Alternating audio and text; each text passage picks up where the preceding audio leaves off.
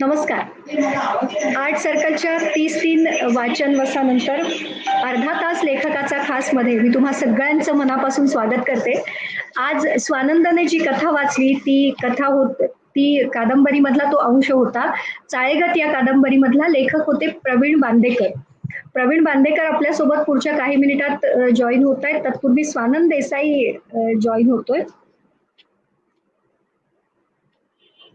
प्रवीण बांदेकर यांचा येरू म्हणे हा काव्यसंग्रह खेळ खंडोबाच्या नावानं, इंडियन ॲनिमल फार्म, उजव्या सोंडेच्या बाहुल्या, घुंगूर काठी आणि आत्ता जी स्वानंदने सादर केली ती कादंबरी चाळेगत, अशा अनेकविध विषयांना हात घालणारं त्यांचं लेखन, त्यातला आज सादर झालेला भाग होता. चाळेगत मधला आपला आजचा अभिवाचक स्वानंद देसाई जॉईन होतोय.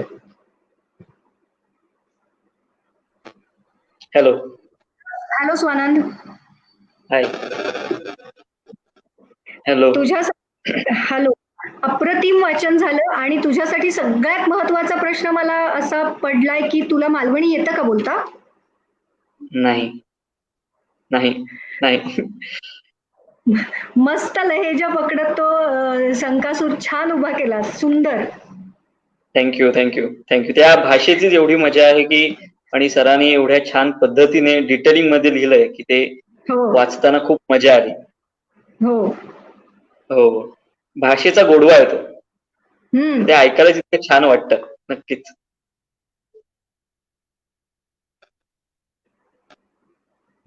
हो खरंय. आज आपल्या सोबत म्हणजे मुलाखत घेण्यासाठी आज काय म्हणायचं, दुरंगी आपल्याला आज हे बघायला मिळणार आहे. कारण आजची आपली मुलाखत घेणार आहेत रश्मी कशेळकर, लेखिका. अरे वा. प्रवीण बांदेकर सरांची. त्यामुळे आज आपण फक्त श्रवण भक्ती करूया असं मला वाटतंय. नक्कीच नक्कीच. मालवणी भाषा खूप छान पद्धतीने कानावर पडेल आज. हो. मी कशेळकर मॅडमना जॉईन करून घेते. नक्की. नमस्कार स्वानंद मॅडम. नमस्कार. मी लगेच बांदेकर सरांना सुद्धा जॉईन करून घेते. नमस्कार सर. नमस्कार.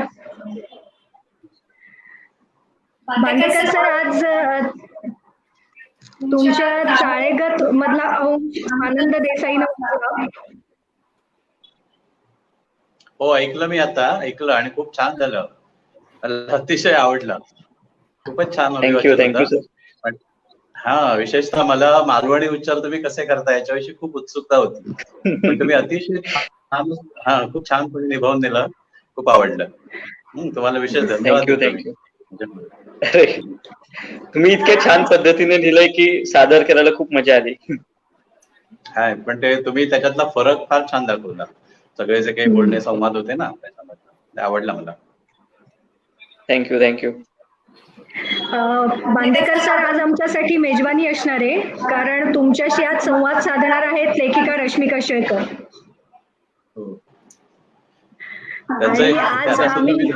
म्हणजे तुम्ही चांगली निवड केलेली आहे आणि निश्चितपणे मला असं वाटतं की आमच्या या गप्पा चांगल्या रंगतील. आणि तुम्ही गेले काही 20 दिवस जवळपास आता जो काही कार्यक्रम करता आहात वेगवेगळ्या पुस्तकांचं वाचन, ते मला शक्य होईल तसे मी त्यावेळी किंवा नंतर ऐकलेले आहेत, ऐकतो आहे. आणि अभिवाचना इतकंच मला वाटतं की नंतर होणाऱ्या गप्पा सुद्धा खूप चांगल्या रंगलेल्या आहेत. खूप काही नवीन नवीन आम्हाला सुद्धा ऐकायला मिळालेलं आहे. आणि मी आशा करतो की आमचा सुद्धा संवाद निश्चितच चांगला होईल आज. नक्की चांगलं होईल आणि आमच्यासाठी मेजवानी असेल. आशा करू आपण तशी. मी पुढची सूत्र रश्मी मॅडम कडे देते. नमस्कार. अर्धा तास लेखकाचा खास यामध्ये प्रवीण दशरथ बांदेकर. आम्हाला सवय लागली आहे पूर्ण नाव घेण्याचं, कारण ते तसं नाव लिहितात लेखक म्हणून, प्रवीण दशरथ बांदेकर. मराठी साहित्यातल्या मोजक्या लेखकामधील अग्रस्थानी असलेलं नाव प्रवीण दशरथ बांदेकर. स्वतःचा सूर गवसलेला कवी, स्वतःची शब्दकळा लाभलेला हा कवी आहे. भूमिनिष्ठा, अस्वस्थता, चिंतनशीलता, वर्तमान राजकीय, सामाजिक, सांस्कृतिक, पर्यावरणीय या सर्व परिणामांना आपल्या लेखात सहभागी करून घेणारे, सामावून घेणारे लेखक आणि प्रयोगशील कादंबरीकार. स्वतः अंगीकारलेल्या विचारधारेशी कधीही तडजोड न करणारा कार्यकर्ता, चळवळीतील कार्यकर्ता, अनेकांना लिहित करणारा, प्रसंगी कान उपटणारा संपादक आणि त्याशिवाय अगदी परखड समीक्षक. एवढी त्यांची, आणि किती ओळख करून, म्हणजे अजून ही मी अगदी मोजकी ओळख करून दिली आहे. आणि बहुआयामी प्रतिभावान साहित्यिक आज आपल्याला भेटणार आहेत.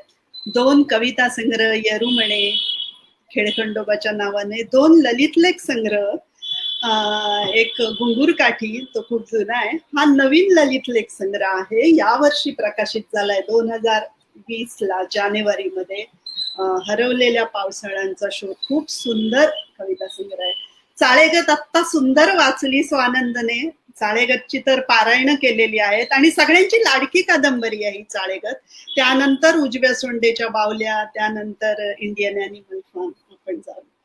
प्रथम मी कवी प्रवीण दशरथ बांदेकर यांना प्रश्न करणार आहे. बोला ना. येरुमणे प्रकाशित झाला ना, त्याच्या आधी केव्हापासून तुमची कविता यायला लागली? कशी सुरुवात झाली? कसं होतं वातावरण ते? म्हणजे असेच तुम्ही असे होतात का? म्हणजे तुम्ही गांभीर्याने लिहिणारे आहात म्हणून विचारते की आपल्या 4 ओळी झाल्या की कोणाला तरी ऐकून दाखवावं, असं होतं का तुमच्यामध्ये? आणि कोण होतं आजूबाजूला तेव्हा तुमच्या? काय होतं सांगा जरा. हो, कविता मला वाटतं मी अगदी कॉलेजमध्ये, आपण सगळेच जण जसे कॉलेजमध्ये जायला लागल्यानंतर प्रेमात पडतो, तसं आम्ही कवितेच्या प्रेमात पडलेलो होतो. आणि अर्थातच कविता लिहिण्याची सुरुवात त्यावेळी झालेली होती. पण माझं एक सुदैव म्हणूया की मला अगदी सुरुवातीपासून खूप चांगले शिक्षक मिळत गेले. म्हणजे अगदी साहित्याच्या संदर्भामध्ये सुद्धा ही काहीतरी लिहिणारी, धडपडणारी मुलं आहेत असं कळल्यानंतर आम्हाला चांगल्या पद्धतीने ट्रॅकवर आणणारे, चांगल्या पद्धतीने काय वाचावं, काय वाचू नये, किंवा लिहिताना सुद्धा नेमकेपणाने प्रत्येक शब्द कसा पारखून घ्यायला पाहिजे, या संदर्भामध्ये सांगणारे चांगले गुरुजी भेटले, चांगले गुरुजन भेटले. आणि त्याच्यामुळे असेल कदाचित की कविता किंवा कवितेविषयीची जाण ही अगदी सुरुवातीपासून पक्की होत गेली. आणि मला अगदी सांगायला आवडेल की वेंगुर्ल्याला खर्डेकर कॉलेजमध्ये मी शिकत होतो आणि त्यावेळी मराठीतलं एक खूप मोठं कवितेमधलं नाव म्हणजे गुरुनाथ धुरी, सत्यकथेचे कवी होते ते. आणि हे काही काळासाठी का होईना पण आम्हाला प्राध्यापक म्हणून दाखलेले होते. आणि त्यांच्या ज्यावेळी लक्षात आलं की ही मुलं काहीतरी लिहित आहेत, तेव्हा त्यांनी आम्हाला आधी सांगितलं की तुम्ही थोडे दिवस नाही लिहिलं तरी चालेल, पण अमुक अमुक हे वाचलं पाहिजे. मराठीतला हा कवी तुम्ही वाचलात का? ही मासिकं तुम्ही वाचताय का? या कवितेने या कवीने अमकं तमकं लिहिलंय, तुम्हाला माहितीये का? अशा पद्धतीने त्यांनी वेगवेगळ्या प्रकारे आधी आम्हाला वाचायला लावलं. आणि हे सगळं वाचत असताना लक्षात आलं की आपण लिहितोय आणि हे याच्यामध्ये नेमकं काय फरक आहे, आपण नेमके कुठे आहोत. म्हणजे अशा पद्धतीने बऱ्याचशा काही गोष्टी या वाचनामधून तेव्हाच्या आम्हाला कळत गेल्या. आणि मला सांगायला आवडेल की तेव्हा मराठीमध्ये अनुष्टुप सारखं मासिक होतं किंवा आणखी काही अशी हंस वगैरे होती, कथा वगैरे छापणारी, ही सगळी मासिकं त्यावेळी जोरात होती. आणि त्याच्यामुळे आम्हाला सुद्धा वाटायचं की सर म्हणताय तसं आपलं लेखन या सगळ्या मासिकांमधून जेव्हा छापून येईल तेव्हा खऱ्या अर्थाने आपण कवी झालो, तेव्हा खऱ्या अर्थाने आपण कथाकार झालो किंवा लेखक झालो. आणि अशा पद्धतीने हे सगळं लेखन होत होतच. पण मला असं वाटतं की आमचा तेव्हाचा जो ग्रुप होता त्याचा सुद्धा कुठेतरी माझ्यावर खूप नकळतपणे असा परिणाम झाला. माझ्याबरोबर वीरधवल परब होता तेव्हा, की जो आज मराठीतला एक अतिशय नामांकित असा कवी म्हणून आपल्या सर्वांना माहितीच आहे. किंवा त्याच्यानंतर रघुवीर परब, संतोष शेणई, सिद्धार्थ तांबे, वसईमध्ये तो वसईमध्ये प्राध्यापक होता आणि दुर्दैवाने लवकर वारला. पण हा सगळा जो काही ग्रुप होता आमच्या सगळ्यांच्या आपापसात ज्या काही चर्चा चालायच्या, म्हणजे तुम्हाला सांगतो की आम्ही त्या वेंगुर्ल्याच्या लायब्ररीमध्ये जाऊन बसायचो. छोटंसं तळं होतं तिथे रामेश्वराच्या देवळाच्या बाजूला. आणि काळोख पडला, रात्र झाली तरी आम्हाला भान नसायचं. दुपारी कॉलेज संपल्यावर आम्ही तिथे कधीतरी काहीतरी 2 घास पोटात टाकून तिथे बसलेलं असायचं.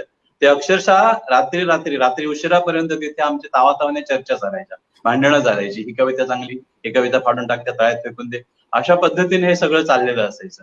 आणि मला असं वाटतं की ही जी काही तेव्हाची चर्चा होती या सगळ्याचाच परिणाम आपल्या सगळ्या त्या जडणघडणीच्या काळावर होत गेला. त्याचा कुठेतरी फायदा मला नक्कीच मिळाला असं आता तरी वाटते. नंतरच्या काळामध्ये सुद्धा मी ज्यावेळी पोस्ट ग्रॅज्युएशनसाठी गोव्यामध्ये गेलो, गोवा विद्यापीठामध्ये, तेव्हा तर महागुरुच भेटला असं म्हणायला पाहिजे, भालचंद्र नेमाडे. त्यांनी सुद्धा अशाच पद्धतीने काय वाचायला पाहिजे, नेमकेपणाने आपल्या जाणीवा कशा विकसित करायला पाहिजे त्याच्याविषयी खूप काही सांगितलं. आणि माझ्यावर तर नेमाडे सरांचा खूप प्रभाव आहे, मी तो मान्यही करतो.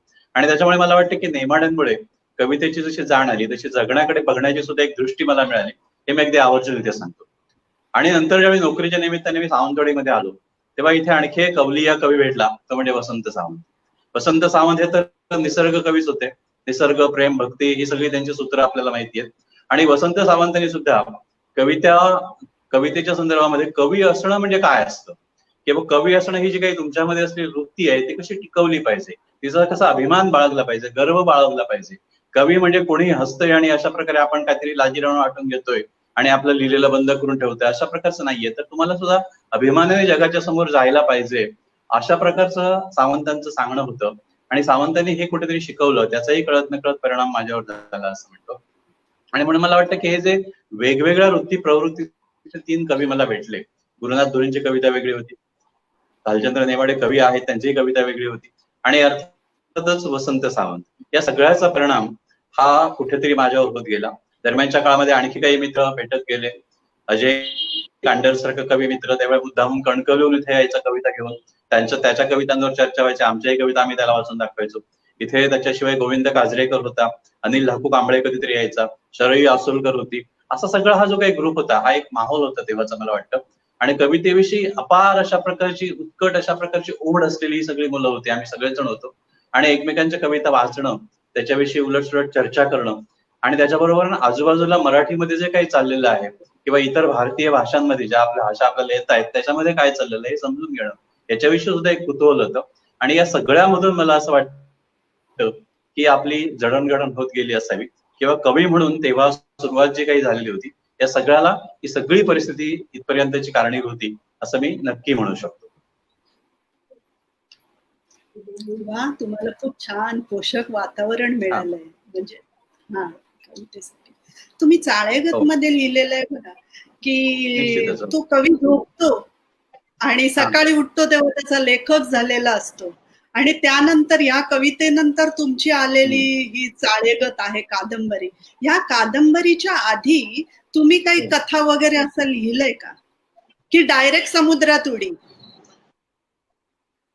नाही, तसं नाही म्हणता येणार, डायरेक्ट उडी नाही घालता येत तशी. तर मला असं वाटतं की कविता मी लिहित होतो त्यावेळी मी कथा पण लिहित होतो.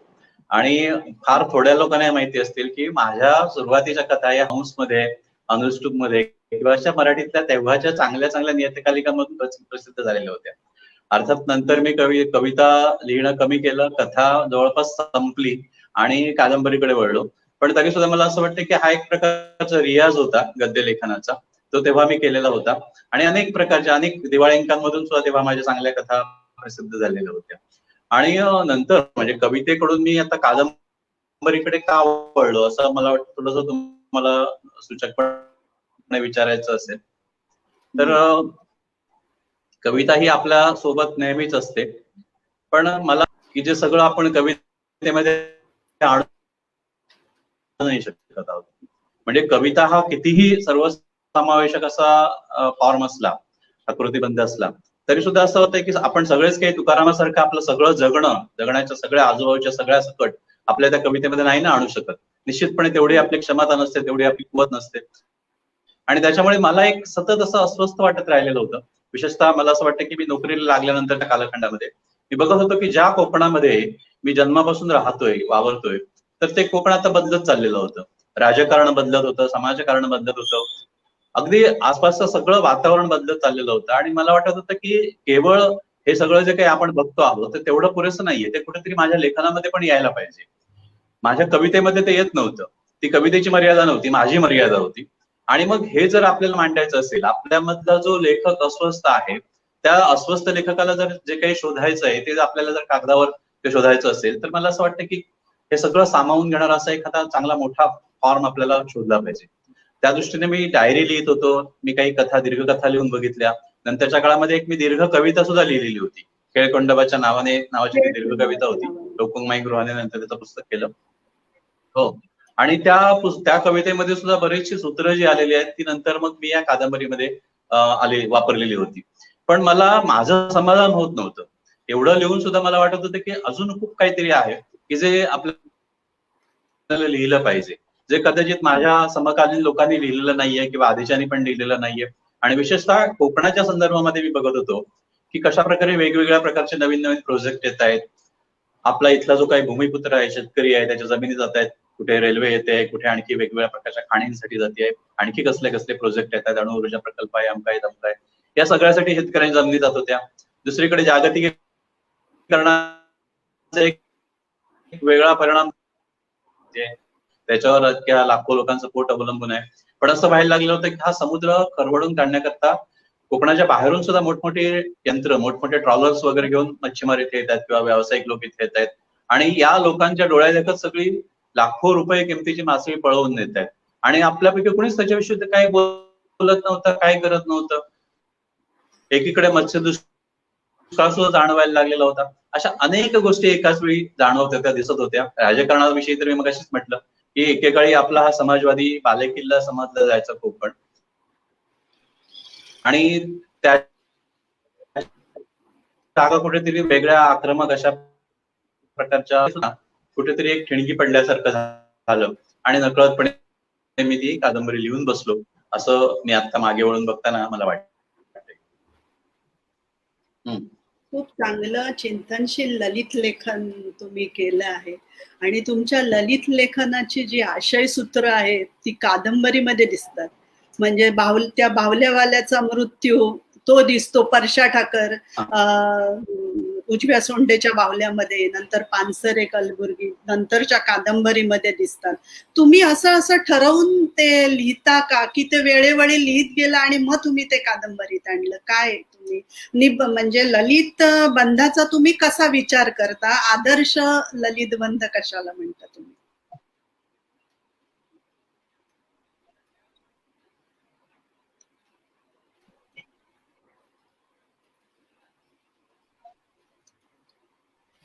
ऐकू येतोय माझा आवाज?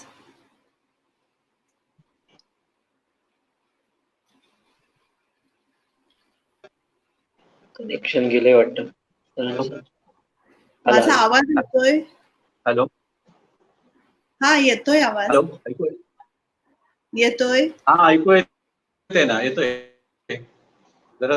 हा, मी तुमच्या ललित बंधांवरती ललित निबंधांवरती प्रश्न विचारलाय की तुमच्या ललित बंधातली सगळी आशयसूत्र. ऐकू येते? मला ऐकू येते, बोला. हा, माझा प्रश्न काय ऐकू आलाय? हो हो, ऐकू आलाय. हो हॅलो, हो, बोल. हा हा, ते ललित लेखनाविषयी मी सांगत होतो. हा, ऐकू येते का? हो, येतंय येतंय, तुम्ही बोला. हा हा, ललित लेखनाविषयी मी सांगत होतो की नोकरी लागल्यानंतरच्या काही दिवसामध्ये तरुण भारत हे जे इथलं वर्तमानपत्र आहे, तर त्यांच्याकडून मला एक विचारणा झाली होती की आमच्याकडे असं एक सदर तुम्ही लिहाल का? त्यांची एक पुरवणी निघायची विविधा म्हणून, आणि त्याच्यामध्ये अनेक नवीन लेखक लिहित होते. आणि त्यांनी मला कोकणाच्या संदर्भामध्ये, म्हणजे कोकणातल्या लोककथा असतील, इथलं लोकजीवन असेल, आपली सण संस्कृती असतील, तर याच्या अनुषंगाने काही ललित गद्यात्मक तुम्ही लिहू शकाल का, अशी विचारणा केली होती. आणि दर आठवड्याला एक लेख द्यायचा होता. आणि त्याच्यासाठी मी हो म्हटलं, आणि नंतर ते लेख जवळपास मला वाटतं एक 50-60 लेख मी 2-4 वर्षामध्ये पुढच्या त्या लिहिलेले होते. आणि त्यातलेच काही लेख घेऊन मग ते पुस्तक मी केलं. दरम्यानच्या काळामध्ये ललित लेख आणखी वेगवेगळ्या प्रकारचे महाराष्ट्र टाइम्स, लोकसत्ता किंवा अन्य काही वर्तमानपत्रांच्या पुरवण्यांमधून वगैरे प्रकाशित झालेले होते. काही दिवाळी अंकांमधून आलेले होते.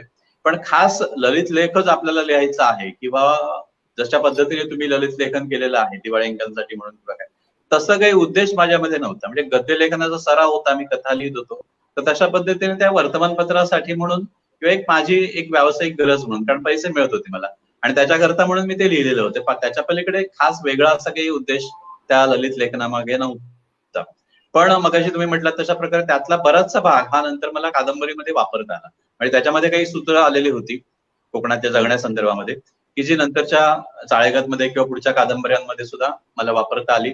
आणि त्याचा एक सराव म्हणून, म्हणजे पुढच्या दीर्घलेखनाचा सराव म्हणून सुद्धा आज मी त्या ललित लेखनाकडे बघू शकतो. हा, पुढे. हॅलो. उजव्या सोंड्याच्या बाहुल्यामधला जो परशा ठाकर आलेला आहे चित्रकथे, आणि त्याबद्दल थोडं सांगा. उजव्या सोंड्याच्या बाहुल्याबद्दल. उजव्या सोंड्याच्या बाहुल्या ही म्हटलं तर तशी अगदी अलीकडची कादंबरी आहे, नंतरच्या काळातली कादंबरी आहे.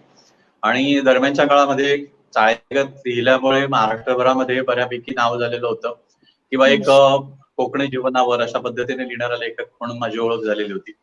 पण असं व्हायला लागलं की त्याच दरम्यान आपल्या संपूर्ण देश पातळीवरच आपलं सगळं समाजकारण बदलत चाललेलं होतं. धर्माचा पगडा राजकारणावर आणि समाजकारणावर मोठ्या प्रमाणामध्ये वाढायला लागलेला होता.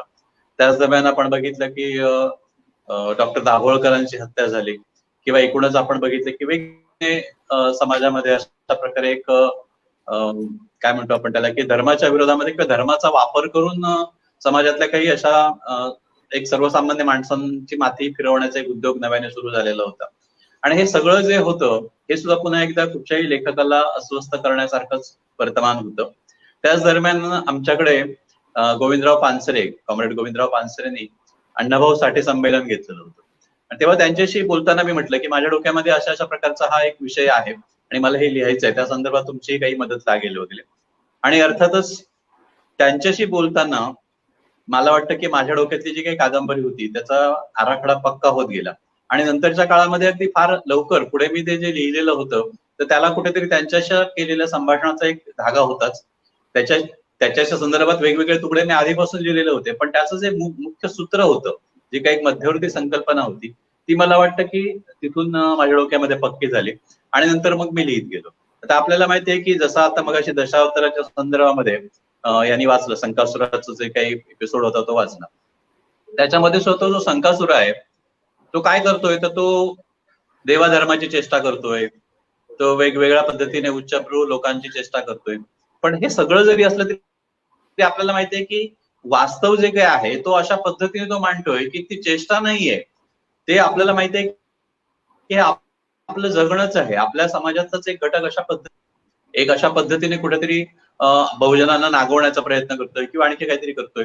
मग हे जे संकासुराची चेष्टा होती तशा पद्धतीने आपल्याकडे होळीच्या शिमग्याच्या दिवसांमध्ये वगैरे सण या निमित्ताने आपल्याला माहिती की सोंग घेऊन येतात, सोंग काढली जातात. तर तशा प्रकारे तो परशा ठाकर हा सोंग काढणारा, दशावताराच्या याच्यामध्ये खेळ करणारा किंवा ते स्त्री पात्र वगैरे रंगवणारा असा तो होता. पण तो कुठेतरी काहीतरी त्यांनी त्या ह्याचं गोमूचं सोंग घेतलं होतं, कृष्णाबरोबर ती जात होती आणि त्याच्यामुळे तुम्ही कृष्ण किंवा ती राधा किंवा आणखी काही असे सोंग काढता, मारुती वगैरे होता त्याच्यात, आणखी हे सगळे सोंग काढता आणि आमच्या देवांची चेष्टा करता असं काही लोकांना वाटत होतं. आणि त्यांनी आधी सांगून बघितलं की तुम्ही हे करू नका, अमक करा तमक करा वगैरे. पण आता आपल्याला माहितीये की ही कितीतरी पिढ्यांपासून चालत आलेली ही परंपरा आहे आणि त्याच्यामध्ये आतापर्यंत कोणाला कधी वावगं वाटलेलं नव्हतं. आणि अनपेक्षितपणे असं काय वातावरण मी घडलं की काही लोकांना समाजातलं हे सगळं चुकीचं वाटायला लागलं, हे सगळं तुम्ही बंद करा असं म्हणायला लागले. अर्थातच या लोकांनी काही त्याचं फारसं मनावर घेतलं नाही आणि त्यांनी आपले ते खेळ चालूच ठेवलेले होते. आणि एकदा असं झालं की त्या परशा ठाकरेला बोलावून घेण्यात आलं, त्याला मारहाण करण्यात आली किंवा अशा पद्धतीने त्याला धमकावण्यात आलं की तू इथून पुढे हेच नव्हे अशा प्रकारे कुठेही आम्हाला दिसता कामा नयेस. आणि या सगळ्याचा परिणाम हा निश्चितपणे त्याच्या मनावर झालेला होता. आता ही घटना जी आहे, अशा प्रकारच्या कितीतरी घटना त्यावेळी घडायला लागलेल्या होत्या. नाटककारांना धमक्या मिळत होत्या, आणखी कुठे कुठे काय काय असे प्रकार घडत होते. आपल्याला हे सगळे काही नाव घेऊन सांगायची किंवा बोलायचं हे नाहीये, सगळ्यांना सगळं माहितीये. पण त्याचा परिणाम असा व्हायला लागलेला होता की मग आम्ही सांगू तीच कला, आम्ही सांगू तोच धर्म, आम्ही सांगू तेच जगणं, आम्ही सांगू तेच आचार विचार, असं काहीतरी म्हणणारा एक वर्ग तो नव्याने पुढे यायला लागला होता आणि तो अतिशय आक्रमकपणे आपलं हे सगळी बाजू हे मांडायला लागलं होता. आणि दुर्दैवाची गोष्ट अशी होती की ज्यांनी याच्या विरोधामध्ये बोलायला पाहिजे होतं तो विचारवंतांचा वर्ग, तो बुद्धिजीवींचा वर्ग, तो पत्रकारांचा वर्ग किंवा माझ्यासारखे लेखक असतील तर ते निमूट होते, ते कोणीच काही बोलत नव्हते. याच्याविषयी कोणी काही ब्र सुद्धा काढत नव्हते. जयंत पवारला, संतोष पवारला धमक्या मिळत होत्या, त्यांच्या नाटकाचे प्रयोग उधळून लावण्याची भाषा केली जात होती, थिएटरमध्ये बॉम्बस्फोट घडत होते. आपण बघतोय याच्या विरोधामध्ये थोडंफार लिहून येत होतं, पण त्याच्या पलीकडे काही होत नव्हतं. कदाचित याचीच परिणिती म्हणून मग डॉक्टर दाभोळकरांचा खून झाला होता, त्याच्या पाठोपाठ पानसरेंची पण हत्या झाली, आपण बघितलं. आणि हे जे काही सगळं होतं या सगळ्याचा परिणाम माझ्यासारख्या लेखकावर होत होता. आणि मला वाटत होतं की आपण जे लिहित होतो याच्या आधी आपण पानसरेंशी सुद्धा याच विषयावर बोललो होतो आणि त्याच प्रवृत्तीने कदाचित पानसरेंचा खून केलेला होता. आणि हे सगळं जर मी लिहिलं नाही, हे सगळं जर मी सांगितलं नाही, तर माझ्या लेखक असण्याचा उपयोग काय? मला फक्त काही 4 घटक करमणूक करण्याकरता लिहायचं नाहीये. मला कोणाला तरी बरं वाटावं, कोणीतरी खुश व्हावं म्हणून लिहायचं नाहीये. तर मला छळणारे जे काही हे प्रश्न आहेत, त्या प्रश्नांची उकल करण्याकरता, ते प्रश्न समाजासमोर मांडण्याकरता, किंवा अशा पद्धतीने मला अस्वस्थ करणारं जे वर्तमान आहे, तशा पद्धतीने आणखी सुद्धा समाजातला जो काही संवेदनशील असा घटक आहे, त्याला सुद्धा अशाच पद्धतीने कुठेतरी अस्वस्थता येत असणार, तर त्याला सुद्धा त्याच्या प्रश्नांची उत्तरं सापडली पाहिजे, त्याला सुद्धा कुठेतरी दिलासा मिळेल अशा प्रकारचं वातावरण निर्माण व्हायला पाहिजे. आणि त्याची सुरुवात मी जर मला स्वतःला लेखक म्हणत असेल तर माझ्यापासून का करू नये? आणि म्हणून मी ही कादंबरी लिहायला घेतली. मला माहिती नाही त्याच्यामध्ये मी किती यशस्वी झालो, किंवा मला पूर्णपणे कादंबरी या फॉर्म मध्ये ते सगळं जे काही म्हणत होते ते मांडता आले की नाही. कारण नंतर मला ज्या प्रतिक्रिया मिळाल्या, ती कादंबरी खूप डोक्यावरून जाते, ती कळत नाही, अमकं तमकं, सगळं खरं असू शकतं. पण मला जे सांगायचं होतं, मला जे मांडायचं होतं, ते निश्चितपणे मला सांगता आलं, किंवा ते सांगण्याकरता म्हणून माझी गरज म्हणून ते लिहायची होती. आणि माझी असं ज्यावेळी मी म्हणतो, माझी गरज असे म्हणतो, ते माझ्यासारखे जे संवेदनशील लोक समाजामध्ये आहेत त्यांचं एक प्रतिनिधी म्हणून मी ते मांडलेलं होतं. तर त्या सगळ्यांची गरज म्हणून मी अशा प्रकारचं लेखन केलं असं मला वाटतं. म्हणजे ते परशा ठाकरला न्याय देणं हा त्याच्यात हेतू नाहीये, पण हे काय चाललंय समाजामध्ये, हे जे काही सगळं वातावरण धगधगत आहे, ही जी काही अस्वस्थता आहे, लोक बोलत नाहीयेत पण त्यांच्या मनामध्ये आहे ना ते, तर हे सगळं समोर यावं कादंबरीच्या निमित्ताने. कारण कादंबरी हा असा प्रकार आहे की कविता किंवा इतर सगळ्यापेक्षा सुद्धा कादंबरी लोक जास्त वाचतायत. आणि त्याच्यामुळे मला वाटतं की कादंबरीच्या रूपाने आपण हे मांडलं पाहिजे. आणि कदाचित ते धर्मकारण असेल, कदाचित ते समाजकारण असेल, कदाचित माझा फॉर्म चुकला असेल, पण मी ते लिहिण्याचं धाडस केलं, किंवा मी ते लिहिण्याचं ठरवलं आणि मी त्याच्यामध्ये ते लिहून गेलो. ठीक आहे, पुढे. हाच प्रश्न मी तुम्हाला म्हणजे विचारायचा आहे, तुम्ही उत्तर दिलंच जवळपास, पण एक कोकणी लेखक, कोकणी माणसाचे मी काही प्रतिक्रिया बघितल्या. चाळेगत खूप वाचली गेली आपल्या कोकणामधल्या, तुमच्या अगदी वाचकांनी खूप वाचली, अक्षरशः पारायण केली चाळेगतीची. जेव्हा उजव्या सोंडेच्या बाहुल्या आली आणि इव्हन नंतर इंडियन ॲनिमल फॉर्म आली, तर असं सगळ्यांची जी आमची ह्याच्यातली झाली, काय रे बांदेकरांची कादंबरी वाचलं, नवीन इलिया, सगळीकडे गाजता, लेख इलियत, सगळ्या समीक्षकांनी ते का गौरवलेनी या. तर म्हणताना आणलंय कादंबरी, पण 10 पानं पहिली वाचलंय आणि परत केलंय, त्यांनी ती चाळेगत सारखी कशाक नाही लिहिल्यानी, तशी लिवायची, म्हणजे मी एका रात्रीत उडवलं असतंय. म्हणजे हे जा तुमचा जो बरोबर आहे, म्हणजे जो चाळेगतीला आपलं म्हणणारा किंवा प्रवीण दशरथ बांदेकरांचा शब्दन शब्द वाचणारा जो वाचक आहे, त्या वाचकाला तुम्ही एक प्रयोगशील कादंबरीकार म्हणून काय सांगाल दोन्ही कादंबऱ्यांच्या बाबतीत? प्रयोग असा काय मी ठरवून नाही केलेला आहे, चाळेगतच्या वेळी सुद्धा नसेल किंवा आता सुद्धा नाही. मला जे मांडायचंय ते माझं समाधान होईपर्यंत मी लिहितो, त्या पद्धतीने मी लिहितो. रूढ पद्धतीने लिहिता येत नाही अशातला एक भाग नाहीये. तिसऱ्या कादंबरीमध्ये ते मी केलंच आहे, किंवा नंतरही करू शकतो. पण मला असं वाटतं की म्हणजे चाळेगत लिहिताना पण मला वाटत की मला काही त्या कोळ्यांची गोष्ट सांगायची नाहीये, मला काही त्या कोकणात जे काही शेतकरी किंवा मच्छीमारांची जागा जात आहेत किंवा त्यांच्यावर जो अन्याय होतोय ते एखाद्या डॉक्युमेंटरी सारखी मांडायचं नाहीये. तर मला काहीतरी फिक्शन लिहायचं आहे, पण ते अशा पद्धतीने लिहायचं आहे की त्याच्यामध्ये हे सगळं सामावलं जाईल. आणि एकाच वेळी, जसा तो संकासुराचा खेळ मगाशी त्यांनी वाचलं तेच होतं ना, की ते बघत असताना तर त्याला कादंबरी सुचते. तर तो संकासुर जसा एकाच वेळी तो त्याच्या स्वतःच्या प्रयोगामध्ये पण असतो, एकाच वेळी तो प्रेक्षकांशी सुद्धा बोलतो, एकाच वेळी त्याच्या स्वतःच्या जगण्याची पण त्याला भ्रांत पडलेली आहे. तर तशा पद्धतीने लेखकाचं पण असतं ना, लेखकाचे स्वतःचे म्हणून काही प्रश्न असतात, त्याच्या कुटुंबाचे प्रश्न असतील, त्याच्या नोकरीतले प्रश्न असतील किंवा त्याच्या समाजातले प्रश्न असतील, तर ते सगळं असतं, त्याचं जगणं त्याच्याबरोबर असतं, त्याच्या डोक्यामध्ये त्याच वेळी कादंबरी पण असते आणि हे सगळं घेऊन त्याला जायचं असतं. म्हणजे तशा प्रकारे मला असं वाटलं की जसा तो संकासुरचा एक लवचिक प्रकार, लवचिक फॉर्म म्हणूया आपल्या सगळ्या आधीच्या संचितातून आपल्याला मिळालेला आहे, तर तो आपण का नाही वापरायचा? आपण कशाला प्लेन गोष्ट सांगायची एक सूत्र असलेली वगैरे? तर आपल्याला सुद्धा त्या संकासुरासारखंच काहीतरी करता येईल ना, त्या दशावतारी खेळासारखंच करतात. तिथे कुठे संहिता असते, तिथे काहीच असतं ना, ते नुसते ओबडधोबड शब्द घेऊन आपल्या समोर आलेले असतात.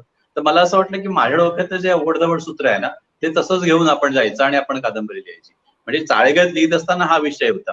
तसंच उजव्या सोंडेच्या बाहुल्या लिहित असताना सुद्धा माझ्या डोक्यामध्ये त्या कळसूत्री बाहुल्यांचा खेळ करणारे जे ठाकर समाजाचे लोक आहेत, तर ते जसे बाहुल्या नाचवतात आणि ते जसे त्या बाहुल्यांच्या माध्यमातून गोष्ट सांगतात, तर तशा पद्धतीने आपण सुद्धा सगळे, माझ्या लक्षात आलं की अगदी बुद्धिजीवी लोक सुद्धा हे सगळेजण आपली आयडेंटिटी विसरून गेलेले आहेत आणि कुठेतरी कोणाच्या तरी हातची बाहुली बनलेली आहे, व्यवस्थेच्या हातची बाहुली, मी नियतीच्या हातची वगैरे नाही म्हणत आहे, तर व्यवस्थेच्या हातची बाहुली बनलेली आहे. कुणीतरी यांना खेळवतंय, त्यांना कळत नाहीये किंवा कळत असलं तरी ते डोळे झाक करतायत.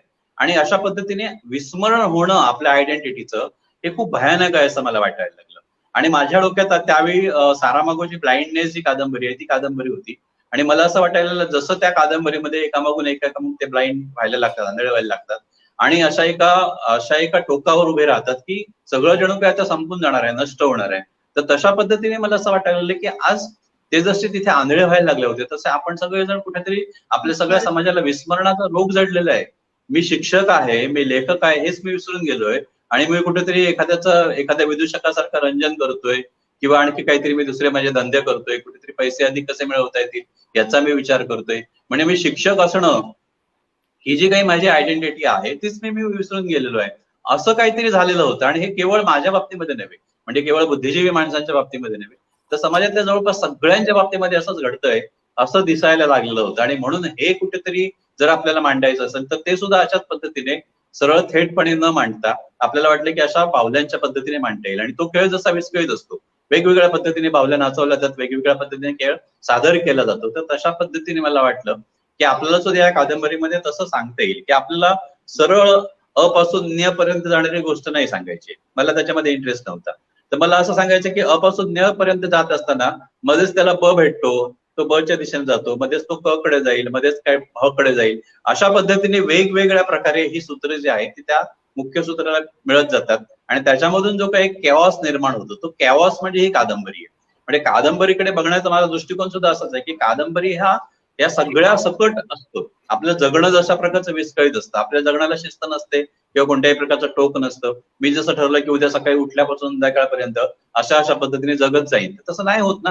तुम्ही समजा म्हटलं की उद्या सकाळी कॉलेजमध्ये जाईन, पण कॉलेजमध्ये जात असताना तुम्हाला कुठेतरी वाटेल तुमचा एखादा जुना मित्र भेटतो, तो तुम्हाला चहाला घेऊन जातो, म्हणजे तुम्ही ठरवलेलं असं त्याच्यामध्ये बदल होतो. तशा पद्धतीने कादंबरी सुद्धा अशाच प्रकारचा फॉर्म मला वाटतो की ज्याच्यामध्ये या सगळ्या गोष्टी वेगवेगळ्या पद्धतीने वेगवेगळ्या दिशांना तोंड असलेल्या आणि वेगवेगळ्या स्वरूपाच्या अशा असतात आणि त्या तशाच यायला पाहिजेत. त्या अगदी भले तुम्हाला वाचताना त्रास जरी झाला तरी लिहिताना मला त्रास होतो, तो तुम्हाला वाचताना का होऊ नये. आणि म्हणून मग मला असं वाटतं की अशा पद्धतीने ज्या वाचकांना, ज्या मराठी वाचकांना, बरोबर इंडे सुद्धा म्हणाला होता की जगभरामध्ये एवढे प्रयोग होत आहेत पण आपला वाचक मात्र जशा पद्धतीने त्या कुठेतरी मालिकांमध्ये ती बबड्याची आणि गोष्ट ऐकतो दिशा अभिनयाची आणि त्याला ते आनंद वाटतो, तर तसं इतकं सुमार बुद्धीचे आपण होत चाललेलो आहोत.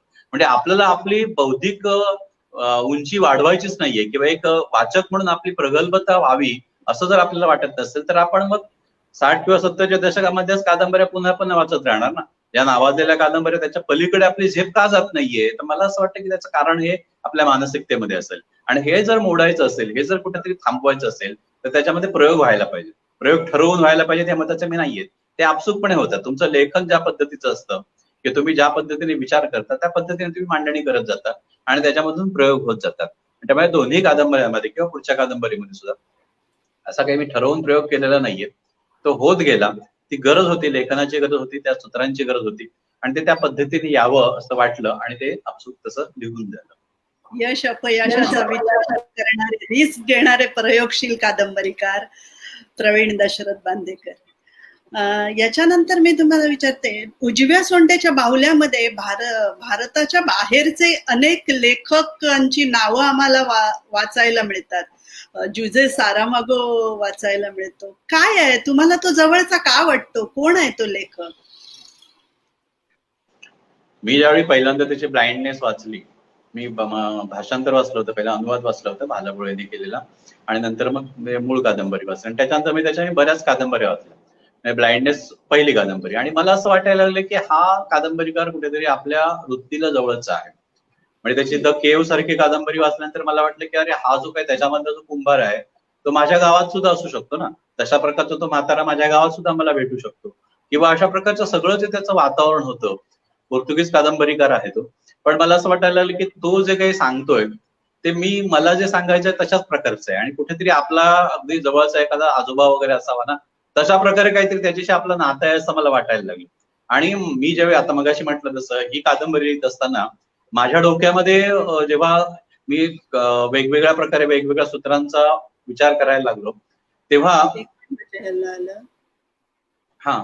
तर तेव्हा सारामागोची ब्लाइंडनेस ही कुठेतरी आपल्याला जवळची आहे किंवा हा सारामागो आपल्याला मदत करू शकतो असं मला वाटायला लागलं.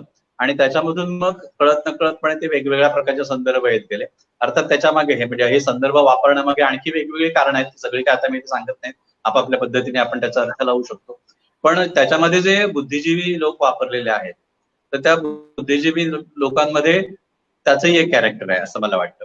आणि जे वेगवेगळ्या प्रकारचे विस्मरण सह जगतायत तर त्यामध्ये तो सुद्धा होता, त्याची जाणीव अर्थात त्याला होते, बाकीच्यांना होत नाही, एवढाच तो फरक होता.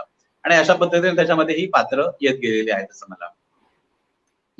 नितीन रिंढे आपल्याला प्रश्न विचारतायत, तुम्ही रूढ वास्तव मांडण्याच्या रूढ पद्धतीपासून फारकत घेऊन नवे रूपबंध का शोधले? मगाशी आपल्या बोलण्यात आलंच ना की ती गरज असेल माझ्या लेखनाची किंवा माझ्या विचार करताना मला ज्या पद्धतीने लिहायचंय त्याची गरज म्हणून ती येत गेली. म्हणजे मी असं ठरवून केलेलं नाहीये मला हे असंच लिहायचं आहे किंवा मला हे या पद्धतीने प्रयोग करायचे तसं नाही. तर माझ्या डोक्यात जी सूत्र असतात ती सूत्र मला कशा पद्धतीने मांडता येतील याचा ज्यावेळी मी विचार करायला लागतो मी वेगवेगळ्या पद्धतीने मांडून बघतो. नितीनला माहिती आहे दुसरी कादंबरी तर मी वेगवेगळे हे तुकडे लिहिलेले आहेत. ही कादंबरी सलग अशी नाहीच आहे, तर साधारणपणे 10-12 ते तुकडे आहेत. आणि नितीनकडे मी एकदा त्याने अनुष्टुपमध्ये एक छापला होता त्याचा, तर मी काय केलं होतं की ते सगळे तुकडे त्याच्याकडे पाठवले. तू कसंही वाच म्हटलं, कुठचाही तुकडा आधी वाच, 10, 12, 15 काय जे तुकडे असतील कुठचाही आधी वाचला तरी चालतो, कुठचाही शेवटी वाचला तरी चालतो आणि कुठचाही तुला वाटेल तर तू छापू शकतोस. आणि नंतर सुद्धा मग मी काय केलं आणि नंतर मग मात्र काय झालं की नितीनही म्हणाला आणि नंतर मी कविता महाजनकडे ती कादंबरी पाठवली होती. तर तिनेही मला असं सांगितलं की तू काही म्हटलंस तरी आपल्या वाचकांचा तुला थोडा तरी विचार करायला पाहिजे ना, त्याच्यामध्ये जे सूत्र आहे ते सूत्र राहील अशा पद्धतीने पुन्हा ती कादंबरी किंवा ती सगळे जे काही प्रकरणं लिहिलेली आहेत ते एकत्र कर किंवा त्याच्यामध्ये सुसंगती लावण्याचा प्रयत्न कर. तेव्हा मग पुन्हा थोडंसं त्याच्यामध्ये पुनर्लेखन केलं किंवा ते जोडून घेण्याचा प्रयत्न केला. नाही तर आधी ती स्वतंत्र असे 12-14 तुकडे होते आणि ती म्हणजेच ती कादंबरी म्हणून पुढे यावी असं मला वाटत होतं. पण अर्थात हे ठरवून झालेलं नाहीये, नितीनलाही माहिती आहे, पण हे ठरवून कोणत्याही प्रकारचे प्रयोग मी कधीच केलेले नाहीयेत. कविता आणि कादंबरी दोघांमध्ये यशस्वी झालेला लेखक कवी म्हणजे प्रवीण दशरथ बांदेकर. दोघांचेही रूपाकार वेगळे आहेत परस्पर आणि तरी सुद्धा तुम्ही यशस्वी. म्हणजे काय याच्यामध्ये कधी असं झालं का की कादंबरी लिहिता लिहिता कविता मागे पडली किंवा काही अडचण आली कवितेमध्ये, असं म्हणजे कसे तुम्ही गेलात दोन्ही मध्ये यश? मुळात आधी मी यशस्वी आहे वगैरे असं काही मी म्हणणार नाहीये. कविता तुमची स्वतःची कविता आहे, गवसलेला शब्दकळा असलेली कादंबरीकार तर आहात, असे कमी लोक आहेत. कवितेने मी सुरुवात केली आणि कविता आजही लिहितोच आहे. कविता हे अर्थातच माझंही पहिलं प्रेम आहे. पण होतं काय की कविता ही तुम्हाला खूप तुमच्या आतमध्ये बघायला सतत सांगत असते आणि तुमचं जे काही स्वतःचं अस्तित्व असतं, म्हणजे मला असं वाटतं की कविता हा मुळात खूप आत्मनिष्ठ अशा प्रकारचा प्रकार आहे. त्याच्या उलट कादंबरीचं असतं की कादंबरी ही तुम्हाला आत बघण्याबरोबरच बाहेर बघायला सुद्धा सांगत असते. म्हणजे बऱ्याच वेळा जे बाहेरचं सगळं चाललेलं आहे ते तुम्हाला आतमध्ये रिचवून घ्यावं लागतं आणि ते तुमच्या पद्धतीने तुम्हाला मांडावं लागतं. आणि त्याच्यामुळे काय होतं की कविता आणि कादंबरी या दोन्हीमध्ये बेसिकली फरक हा राहतोच. आणि त्याच्यामुळे काय होतं की तुम्ही कविता लिहित असाल आणि तुम्ही कादंबरी लिहित असाल तर तुम्हाला हे दोन्ही वेगवेगळे कप्पे ठेवावेच लागतात. बऱ्याच वेळा असं होतं की त्या कादंबरीमध्ये तुम्ही कवितेसारखं काहीतरी थोडंसं संदिग्ध स्वरूपाचं किंवा त्याच्यामधून अनेक अर्थ निघतील वगैरे अशा प्रकारचं सुद्धा लिहून जातं. पण गद्याची खरं ती गरज नसते, कवितेची ती गरज असते. कवितेमध्ये तुम्ही प्रतिमांच्या भाषेमध्ये बोलू शकता, कादंबरीमध्ये प्रतिमांच्या भाषेमध्ये बोलायची गरज नसते. म्हणजे अशा पद्धतीने हे दोन्ही वेगवेगळं आहे याची जाणीव ही असतेच आपल्या मनामध्ये. माझ्या बाबतीमध्ये म्हणाल की कविता थांबलेली नाहीये. आता सुद्धा माझा एक नवीन कविता संग्रह शब्द प्रकाशन करून येणारच आहे. मधल्या काळामध्ये कादंबऱ्या येत गेल्या, कविता संग्रह प्रकाशित झाला नाही याचा अर्थ मी कविता थांबवली असं झालं नाही, पण त्याचं प्रमाण कमी होत गेलं. हळूहळू कसं होतं की एक म्हणजे कविता लिहिण्याकरता जी एक उत्स्फूर्तता लागते, जी एक मनाची कोवळीक लागते, ती जगण्याच्या धबाडग्यामध्ये हळूहळू आपली कमी कमी होत जाते. आणि त्यामुळे बऱ्याच वेळा आपण बघतो की सुरुवात कवितेने झालेली आणि नंतर गद्याकडे वळलेली आहे आणि कविता पूर्णपणे थांबलेली आहे, असेही प्रकार दिसतात. किंवा काही वेळा असं होतं की सुरुवातीला आपण कविता लिहितो आणि 1 किंवा 2 कविता संग्रह प्रकाशित झाल्यानंतर पुढे कविता थांबलीच आहे, कविता लिहिलीच नाहीये, असे सुद्धा प्रकार होतात. याचं कारण हे असू शकतं कदाचित की जी काही एक कोवळी मनाची लागते किंवा अशा पद्धतीचं जे एक वातावरण सुरुवातीपासून जे असतं ते कदाचित हळूहळू कमी होत जातं आणि त्याच्यामधून कविता लिहिणं कमी होतं किंवा गद्याकडे आपण वळतो, गद्य लेखन जास्त असं होऊ शकतं. माझ्या बाबतीमध्ये तसं झालेलं आहे. पूर्णपणे कविता थांबलेली नाहीये, पण प्रमाण बरंचसं कमी झालेलं आहे हे मात्र मी नक्की म्हणू शकतो. सर माझा एक प्रश्न आहे. हा बोला. तुम्ही संकासूर किंवा शंकासूर किंवा शंखासूर हेच पात्र का निवडलं? मी निवडलं नाही, त्याने मला निवडलं. म्हणजे मी मगाशी म्हटलं तसं खरं म्हणजे मी त्याच्यामध्ये जसं जरी सांगितलेलं असतं आणि तो फिक्शनचा भाग म्हणून जरी आपण स्वीकारला तरी प्रत्यक्षात असं झालं की खरंच कधीतरी मी गावाकडे गेलेलो होतो, नाटक बघत होतो आणि नाटक बघत असताना डोक्यात कादंबरी होतीच माझ्या. कादंबरी लिहिलेली नव्हती, पण कादंबरी लिहायची आहे आपल्याला आणि असं काहीतरी वेगळ्या पद्धतीने लिहायचं आहे. कारण मी 2-3 वेळा प्रयत्न केले होते कादंबरी लिहिण्याचे, पण मलाच ते काही आवडलेलं नव्हतं. मला जे म्हणायचं आहे ते हे नाहीये किंवा या पद्धतीने सांगून होणारं नाहीये हे मला कळत होतं आणि त्याच्यामुळे मी ते बाजूला टाकलं होतं. पण त्याच वेळी असं झालं की जेव्हा तो प्रसंग घडला तेव्हा माझ्या लक्षात आलं की हा संकासूर ज्या पद्धतीने आता म्हणजे तो एक नट आहे ना, त्या ह्याच्यामध्ये भूमिका करणार तो एक नट आहे, पण त्याच वेळी तो प्रेक्षकांशी पण बोलतोय. जशी त्या ब्रेकच्या नाटकांमध्ये आपण बघतो तर तशा प्रकारे इतकी लवचिकता आहे की एकाच वेळी तो त्याचं व्यक्तिगत जगणं जगतोय, तो बक्षीस घेतो, तो जाहीर करतोय, त्याचं व्यक्तिगत जगणं झालं ना. त्याच वेळी तो पुन्हा भूमिकेमध्ये संकासुराच्या भूमिकेमध्ये शिरतोय, पुन्हा त्या ह्याच्यामध्ये जातोय. मग हे भूमिकेत जाणं, भूमिकेच्या बाहेर येणं वगैरे हे आपलं स्वतः तसंच चालू असतं ना. लेखक म्हणून आपण जगत असताना आपण काही 24 तास लेखक नसतो, आपण आपलं जगणं स्वतः जगत असतो. आपण घरातल्या प्रश्नांचा विचार करतो, आपण ज्या ठिकाणी काम करतोय तिथलं असतं, सगळं असतं. मग असं सगळं यावं असं वाटत असताना हे संकासुराचं पात्र मला मिळालं आणि म्हणून मी म्हणतो की संकासूर मला भेटला आणि त्याच्यामधून मग मला असं वाटायला लागलं की ती जी काही लवचिकता आपल्या या सगळ्या लोककलांमध्ये असते, ती लोककलांमधली लवचिकता कुठेतरी आपण हरवली की काय. कारण कादंबरी हा प्रकार मुळात आपण इंग्रजीमधून घेतला आणि आपण त्याच पद्धतीच्या कादंबऱ्या लिहायला लागलो आणि याच्यामध्ये झालं काय की आपले जे मूळचे आकृतीबंध होते वेगवेगळ्या प्रकारचे, हे सगळे आकृतीबंध हळूहळू आपण विसरत चाललो. खरं तर ते त्यांच्यामध्ये एवढी ताकद आहे की त्याच्यामध्ये सगळं काही सामावण्याची ताकद जर असेल तर आपण ते न वापरता भलतं काहीतरी लोकांचं कशाला वापरायचं. हा एक विचार तिथे आला की अशा पद्धतीचा लवचिक आकृतीबंध आपल्याला हवा होता आणि तो तर आपल्या शेजारीच आहे. म्हणजे काखेत कळस आणि गावाला वळसा म्हणतात तशी गत झाली नाही की माझ्या शेजारी आहे आणि ते मला दिसत नाही आणि मी भलतं काहीतरी शोधतोय, मी कुठेतरी आणखी वेगवेगळे पाश्चात्य लेखक वाचतोय, मी आणखी काय करतोय आणि मला असं लिहिता येईल का तसं लिहिता येईल का बघतो. तर अशा पद्धतीने तो संकासूर जो होता त्याने चाळेगत लिहायला प्रवृत्त केली किंवा संपूर्ण कादंबरी ही मला वाटते की त्या संकासुराची देण आहे किंवा वाचकांना जे काही आज वाचायला मिळालं ते कदाचित त्याच्यामुळे मिळालं हे मी नक्की सांगू शकतो. Okay okay.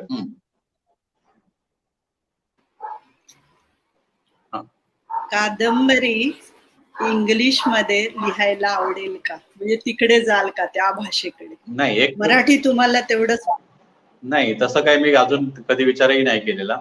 एक म्हणजे जे काही लिहीन ते मराठीतच लिहीन, किरकोळ काय इंग्रजीमध्ये लिहिण्याचा प्रसंग आला तर ते बाकीच असेल, पण कादंबरी किंवा मोठं काही वगैरे एकतर माझं काही तेवढी इंग्रजीवर कमांड आहे असंही काही नाहीये. आणि दुसरं म्हणजे मला जर चांगली मराठी येत असेल आणि माझी भाषा मी लिहिण्यामुळे जर समृद्ध होत असेल तर मी त्या इंग्रजीच्या सागरामध्ये माझी घाल कशाला होतायला जाऊ ना. जे मी आहे ते माझी भाषा मी समृद्ध करेन माझ्या भाषेमध्ये लिहून आणि त्यामुळे इंग्रजीमध्ये लिहिण्याचा काही प्रश्न येत नाही किंवा तसा विचार सुद्धा मी करणार नाही. जे काय लिहायचं ते माझ्या मातृभाषेत लिहीन. पुढचा प्रश्न आहे, वैनतेमध्ये सुंदर अभंगानुभव वाचतोय आता. निरूपणकार प्रवीण दशरथ बांदेकर यांना वाचतोय आम्ही साप्ताहिक वैनतेला. वारकरी परंपरा आहे का आपल्या घरात की ह्या तुकाराम बाबांच्या गाथेचा अभ्यास म्हणून चालू आहे किंवा जशी तुमच्या ललित किंवा याच्यामध्ये जी आशय सूत्र दिसतात पुढच्या कादंबरीचं तसा काही विचार आहे का? 2 प्रश्नांची उत्तर होय आहेत. म्हणजे कसं की वारकरी परंपरा आहेच, माझे आजोबा वारकरी होतेच, पंढरीची वारी करायचेच. त्याच्यानंतर मग अर्थातच माझे थोरले चुलते जे होते ते मुंबईवरून दरवर्षी किंवा जवळपास दरवर्षी म्हणून आपण वारीला जायचे आणि गाथा तर घरामध्ये होती सुरुवातीपासून आणि त्याच्यामुळे तुकोबाशी नातं होतच या अर्थाने. आणि नंतरच्या काळामध्ये वेगवेगळ्या पद्धतीने तुकोबा सोबत होताच. म्हणजे अगदी चाळेगात मध्ये सुद्धा तुम्ही बघितलं असेल तर त्या प्रकरणांचे उपशीर्षका वगैरे जे आहेत तुकारामाच्या अभंगांच्या छोट्या छोट्या ओळी आहेत, किंवा येरू म्हणे हे सुद्धा तुका म्हणेच्या चालीवर आहे हे आपल्याला कळू शकतं. तर तशा पद्धतीने सातत्याने तुकोबा हा जगण्याचा एक भागच होऊन झालेला होता, त्यामुळे तो होताच सोबत. अलीकडच्या काळामध्ये काय झालं की संशोधनाच्या निमित्ताने, रिसर्चच्या निमित्ताने मी ज्यावेळी शिवाजी विद्यापीठामध्ये प्रवेश घ्यायचं ठरवलं आणि विषय काय घ्यावा असं आलं, तर त्यावेळी माझ्या डोक्यामध्ये वेगवेगळे विषय होते. पण चर्चा करत असताना राजन गवस सरांनी किंवा नंदकुमार मोरे, रणधीर शिंदे वगैरे जे आमचे मित्रमंडळी आहेत कोल्हापुरातली, तर त्यांनी सुचवलं की मग तुकारामावरच का नाही करत. आणि माझ्या डोक्यात आलं की परत एकदा की हो, हे आपल्या बरोबरच आहे, हा जो काही तुकोबा आहे तो आपल्यामध्ये सामावलेला आहे आणि त्याला सोडून आपण पुन्हा दुसरीकडे कशाला जायचं. आणि म्हणून मग पुन्हा एकदा गाथेकडे नव्याने वळलो. गाथेमध्ये बरेचसे अभंग असे आहेत की ज्यांच्याविषयी अनेक लोक बोललेले आहेत आतापर्यंत, अनेकांनी त्याच्याविषयी पारायण केलेली आहेत. पण असेही काही अभंग आहेत, म्हणजे तुकारामाची गाथा हा खरं तर एक महासागरच आहे. त्याच्यामध्ये तुम्ही कितीही पाणी उसपलं तरी शिल्लक उरत असतं. तशा पद्धतीने कितीही जरी अभंग वेगवेगळ्या लोकांनी निरूपणासाठी घेतलेले असले तरी अजूनही कितीतरी असे अभंग आहेत की जे खऱ्या अर्थाने अस्पर्शीच आहेत. त्याच्याविषयी फारसं बोललं गेलं नाहीये, त्याच्याविषयी फारसं भाष्य केलं गेलेलं नाहीये. तर मला असं वाटतं की असे काही अभंग आपण शोधावेत आणि त्याच्यामधून जर समकालीनत्व दिसत असेल तर ते अभंग आज सुद्धा, आजच्या काळाला सुद्धा कसे लागू आहेत किंवा कसे ते प्रस्तुत ठरतायत हे जर दाखवता येणं शक्य असेल, किंवा जसं एखाद्या कवितेचा आपण अर्थ घडवून दाखवतो, तर तशा पद्धतीने काही अभंगांचं जर आपल्याला अर्थ निर्णयन करता आलं आपल्या कुवतीप्रमाणे, तर ते का करू नये. तर असा विचार करून मी त्याच्यातले काही अभंग निवडले आणि अर्थातच ते मी आता त्याचं निरूपण करतोय किंवा तो सतत आपल्या बरोबर असतात. निरूपण करणं सुद्धा ते निरूपण केलंय किंवा लिहिलंय म्हणून मग ते छापलं, याच्या पलीकडे काही नाहीये. पण मुळात ते मला अशा पद्धतीने काही अभंग जे खुणावत आहेत तर त्यांच्यावर, त्यांच्याविषयी निरूपणात्मक अशा प्रकारे अन्वयात्मक लिहिणं, बोलणं हे नक्कीच आवडेल आणि तो एक माझ्या आनंदाचा भाग आहे आणि म्हणून मी ते करतोय. रिसर्चचं झालंच पण त्याच्याबरोबर माझ्या आनंदाचा भाग आहे तो आणि त्याच्याकरता मी ते सतत आता आहे त्याच्यामध्ये.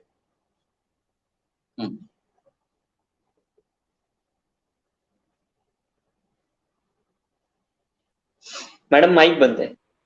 हा माईक आहे.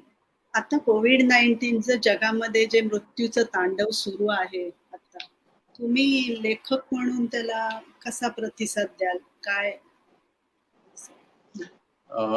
मला असं वाटतं की आता म्हणजे आता याच्याविषयी खूप चर्चा वगैरे होते, कोरोनंतर साहित्य, कोरोनंतर जग, अमक तमक, पण खूप घाई होते. कारण इतक्या सहजासहजी एवढी मोठी घटना जी आहे तर त्याचे जे काही परिणाम आहेत ते लगेचच दिसतील आणि लगेचच आपण ते मांडू असं होत नाही ना. आणि लेखन तर विशेषतः असं असतं की इतक्या तात्कालिक, इतक्या चटकन आपण कसं याच्यावर प्रतिक्रिया देऊ नाही शकत. जागतिकीकरणाच्या संदर्भात आम्ही सगळे कवी लिहित होतो कविता.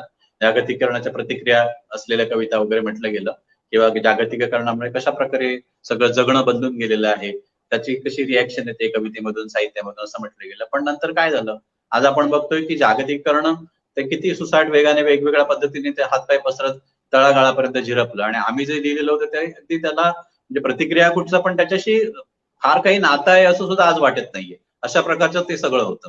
तशा पद्धतीने मला वाटतं की कोरोनाच्या संदर्भात आज काही बोलणं किंवा लिहिणं हे फारसं काही संयुक्तिक ठरेल असं नाही. त्याच्याविषयी आपण वाट बघितली पाहिजे, त्याचं सगळं चिंतन आपल्या मनामध्ये सुरू असलं पाहिजे आणि अर्थातच सजगपणे डोळे उघडे ठेवून जे काही घडतंय, कोरोना नंतरचे काही जग ज्या पद्धतीने पुढे जाणार आहे ते मला वाटतं की डोळे उघडे ठेवून आपण जर बघितलं तरच एखादा गंभीर आणि चांगला लेखक त्याला चांगल्या पद्धतीने प्रतिक्रिया, प्रतिसाद आपल्या साहित्यामधून देऊ शकेल. नाहीतर काय होईल की आलं आणि लिहि हे जे काय आमच्याकडे घडतं ना ते तितका अवतळेपणा करून आता नाही चालणार. तर त्याच्याकरता, कारण या सगळ्याचा फायदा घेणारे पुन्हा घटक आहेत ना. आज आपण बघतोय की राजकारण कशाचंही केलं जाते, कोरोनाचंही राजकारण केलं जाते आणि त्याच्यामुळे एकेकाळी काही लोक तर असे बोलतात की खरोखर कोरोनाची तीव्रता एवढी आहे का की आम्हीच मुद्दामून हे सगळं फुलवून वगैरे सांगतो आहोत, त्याच्या पाठीमागे पुन्हा काही राजकारण आहे का, म्हणजे सगळे संशय लोक व्यक्त करतायत. तर मला असं वाटतं की या सगळ्याकडे आपण डोळसपणे बघायला पाहिजे, डोळे उघडे ठेवून बघायला पाहिजे. याच्या पाठीमागची सगळी कारणमीमांसा आणि त्याचे जे काही परिणाम, संभाव्य परिणाम जे काही होणार आहेत वेगवेगळ्या क्षेत्रांवर, त्या संदर्भात सुद्धा आपण विचार करायला पाहिजे आणि नंतरच प्रतिक्रिया द्यायला पाहिजे, म्हणजे साहित्यातून प्रतिक्रिया द्यायला पाहिजे. एवढ्या घाईघाईने त्याच्याविषयी बोलणं, त्याच्यावर कविता लिहिणं, कथा लिहिणं, कादंबऱ्या लिहिणं हे काही फार चांगल्याचं लक्षण आहे असं मी तरी म्हणणार. हा बोला. हॅलो. हा बोला. सर, प्रमोद मुंगाटेंचा प्रश्न आहे. रसिक 100हून अधिक रसिक आता आपल्याला लाईव्ह बघतायत. त्याच्यामध्ये प्रमोद मुंगाटेंनी असं विचारलंय. हॅलो, आवाज येतोय माझा ऐकायला? हो, येतोय बोला. प्रमोद मुंगाटेंचा असा प्रश्न आहे, परंपरेत सुद्धा काही मंडळी बीज असतात, हे दशावताराच्या खेळावरून दिसतं. आवाज नीट येत नाही, आवाज तुटतोय. परंपरेमध्ये माईक लांब ठेवताय. ओके, ठीक आहे. आता येते ऐकायला? कुठं घेतोय? बोला. परंपरेत सुद्धा काही बंडखोरीची. हॅलो, हा बोला, ऐकू येतंय? हा बोला ना. परंपरेत सुद्धा काही बंडखोरीची बीज असतात, हे दशावताराच्या खेळावरून दिसतं. मग तुम्हाला परंपरा आणि संस्कृतीवर अधिकार सांगणारी मंडळी तुमच्यावर नाराज का आहे? तुम्हाला त्याची काय कारण वाटतात? गुंजगटे सर, नमस्कार. तुमचा प्रश्न मला नीटसा कळला नाहीये, पण मी सांगण्याचा प्रयत्न करतो. आता माझ्यावर परंपरेच्या काय कोण नाराज आहेत म्हणालात? हॅलो, सांगते एक. नीट कळत नाहीये. हॅलो, परंपरा आणि संस्कृतीवर अधिकार सांगणारी मंडळी. तर हे काय, तर त्यांचं त्यांना माहिती ना का नाराज आहेत ती. पण मी जी परंपरा मानतो किंवा मी जी संस्कृती मानतो आहे ती कदाचित ते मानत नसतील, किंवा कदाचित त्यांना असं वाटत असेल की आम्ही जे संस्कृतीमधलं जे काही आमचं हे आहे म्हणणं आहे किंवा आम्ही म्हणतो तीच संस्कृती, असं कदाचित त्यांना वाटत असेल. खरं म्हणजे आपली संस्कृती इतकी विशाल आहे आणि त्याला इतके वेगवेगळ्या प्रकारचे डायमेन्शन्स आहेत. आणि मला असं वाटतं की ती कुठच्या एका जातीतल्या लोकांनी, एका धर्माच्या लोकांनी ती टिकवलेली नाहीये. भारतीय संस्कृती आपल्याला माहिती आहे की किती बहुआयामी अशा प्रकारची आहे, आणि त्याच्यामुळे ते बहुआयामीत्व तसंच कायम राहायला पाहिजे असं मला वाटतं. ते एकसुरी होऊ नये, किंवा ते त्याला एक आणि एकच चेहरा येऊ नये, एकाच पद्धतीचा चेहरा येऊ नये. त्या लोकांना कदाचित असं वाटत असेल की नाही, की अशा प्रकारे त्याला एकच चेहरा प्राप्त व्हायला पाहिजे, एकच धर्म, एकच जात, एकच भाषा, अमकं हे सगळं राहायला पाहिजे. तर तसं होणार नाही, आणि तसं व्हावं असं मी तरी म्हणणार नाही. आणि त्याच्यामुळे कदाचित असेल की ते माझ्यावर नाराज असावेत, किंवा कदाचित त्यांना या गोष्टी पसंत नसाव्यात, आणि त्याच्यामुळे सुद्धा कदाचित असेल की आता मला जे संरक्षणामध्ये वगैरे वावरावं लागतंय त्याच्या पाठीमागे कदाचित ही कारणं असू शकतात ना. पण त्याचं मला काही नाही वाटत आहे. मला जे म्हणायचं आहे ते लेखक म्हणून मी म्हणतच राहणार आहे, आणि त्याच्यामुळे नेमकं कोण नाराज होतंय किंवा कोणाचे काही हितसंबंध त्याच्यामुळे बिघडतायत किंवा काय होतंय याची काही मला पर्वा करावी असं वाटत नाहीये. हा सर, माझा एक प्रश्न आहे, खूप वेगळा आहे हा.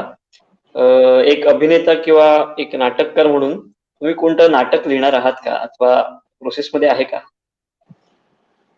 प्रोसेसमध्ये नाहीये, पण एक गंमत म्हणून सांगायला हरकत नाही की माझ्या लेखनाची सुरुवात मी 8वी 7वी 8वीत असताना वगैरे झालेली होती. ती अगदी छोटीशी बालकथा कदाचित मी लिहिली होती, पण त्याच्यानंतर मी लिहिलं तर एकदम नाटक लिहिलं होतं. 8वी की 9वीत असताना मी नाटक लिहिलं, म्हणजे गावात त्यावेळी नाटकं सादर व्हायची ना, एकच स्त्री पात्र असलेली वगैरे नाटकं गावात बसवली जातात बघा.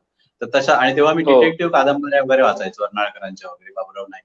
तर ते मला असं वाटलं की आपण तशा प्रकारचं नाटक लिहावं, आणि मग तशा पद्धतीने नायिकेचा खून होतो सुरुवातीलाच आणि तिचा शोध, अशा पद्धतीचं नाटक मी तेव्हा लिहिलेलं होतं. म्हणजे म्हटलं तर कादंबरी आणि कथा आणि कविता लिहायच्या आधी मी नाटक लिहून बसलेलो आहे. नंतर मग कॉलेजमध्ये असताना सुद्धा, MA करत असताना सुद्धा मी युजीन ओनिलच्या हेरी एप नावाचं एक खूप प्रसिद्ध नाटक, तर त्या नाटकाचं एक रूपांतर केलेलं होतं. त्याच्यानंतर मात्र मी पुन्हा काही नाटकाच्या वाटेला नाही गेलो.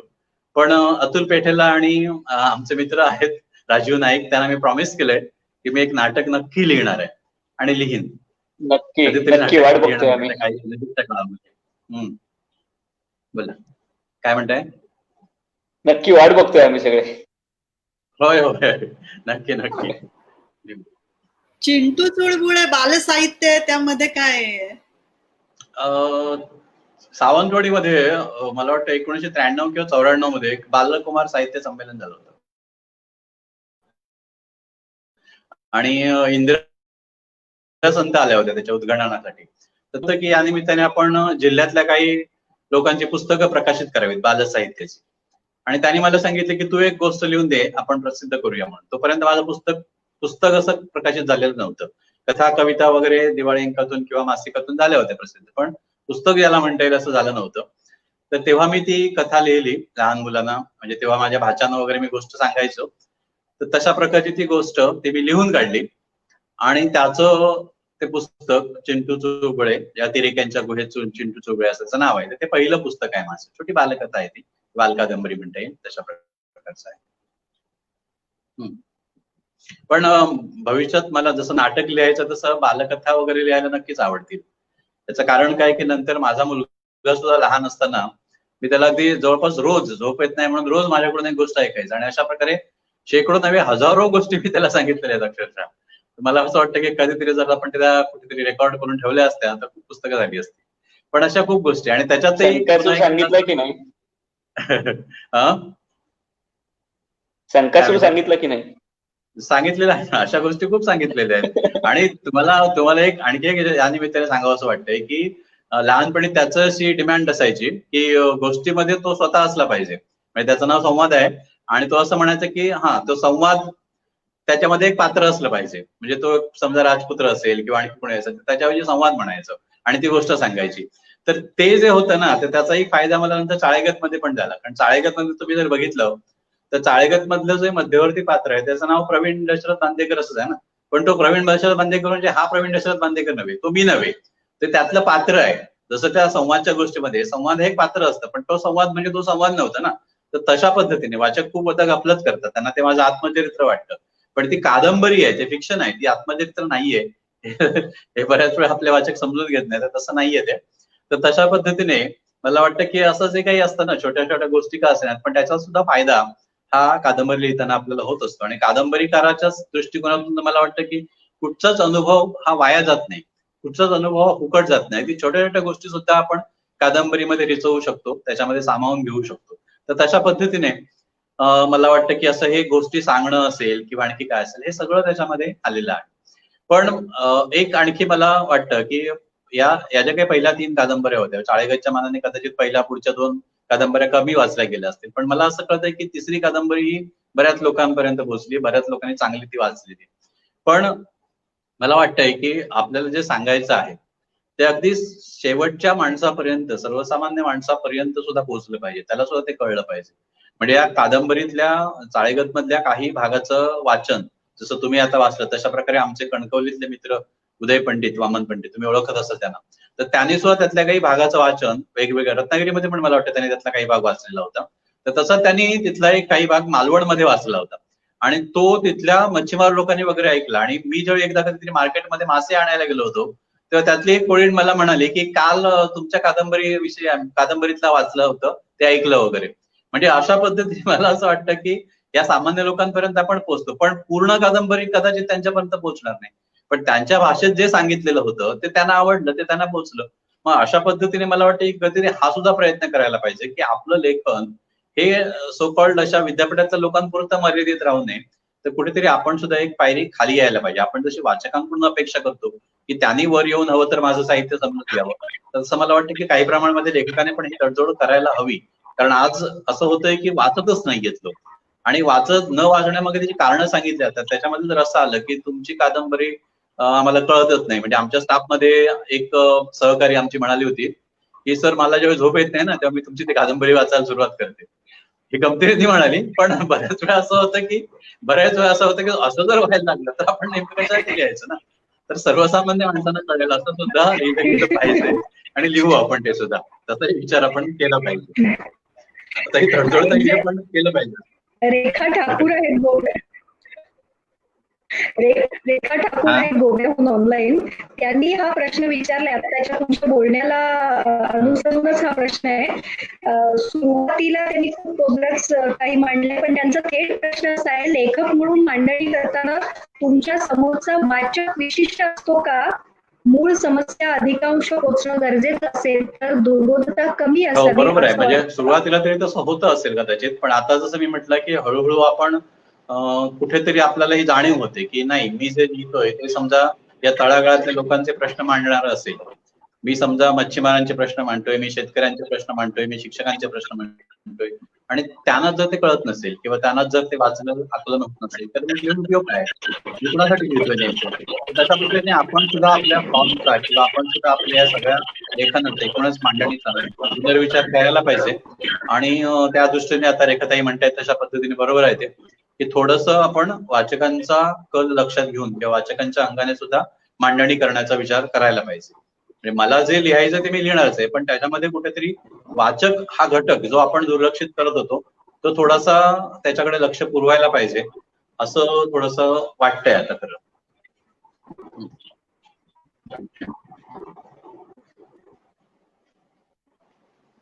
हा,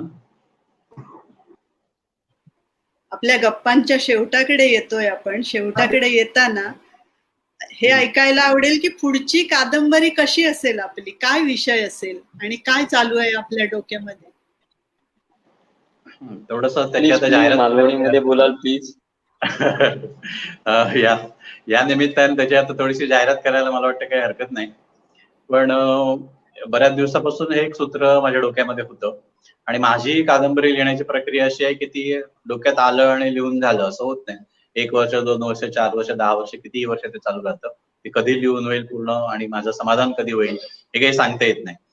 तर तशा पद्धतीने मला असं वाटतं की स्थलांतर वेगवेगळ्या कारणाकरता जी माणसं करतात तर ते स्थलांतराची एक थीम डोक्यामध्ये आहे. म्हणजे विशेषतः मला माहिती आहे की कोकणामध्ये असलेली बरीचशी कुटुंब ही मुळात गोव्यातून स्थलांतरित होऊन इथे आलेली आहेत. म्हणजे आमचं स्वतःचं कुटुंब पण त्याच्यातलंच एक आहे आणि त्याच्यामुळे बऱ्याच लोकांचे मूळ देव वगैरे जे आहेत ते गोव्यामध्येच आहेत किंवा अशा प्रकारे त्या कोकणी भाषेशी एक नकळत आणि एकूणच संस्कृतीशी आपला एक ऋणानुबंध आहेच.